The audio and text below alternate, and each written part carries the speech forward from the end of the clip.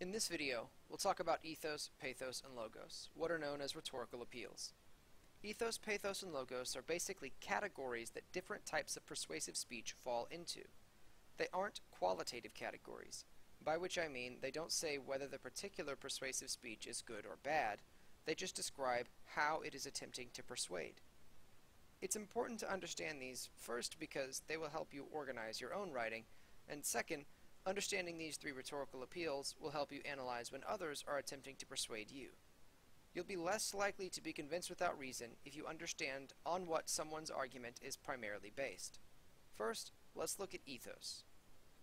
Ethos is persuasion based on credibility.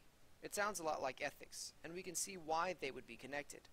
An ethical person is a trustworthy person, someone you're likely to listen to. Ethos can be used in persuasion either by the speaker talking about why she is trustworthy, or by referencing the trustworthiness of others. When you cite published peer-reviewed articles and books in your essays, you're helping to persuade your audience using ethos. You're doing the same thing when you properly format your paper. You're building up your own credibility. Ethos is why, when Captain Picard needs to make an important announcement to the crew in Star Trek, he begins by saying, "This is the captain speaking." Everyone would likely recognize his French-inflected English, but he reinforces his position as a credible person by reminding everyone that he is the captain of the Enterprise. Pathos is persuasion based on emotion. This is the most heavily criticized and most common form of persuasion.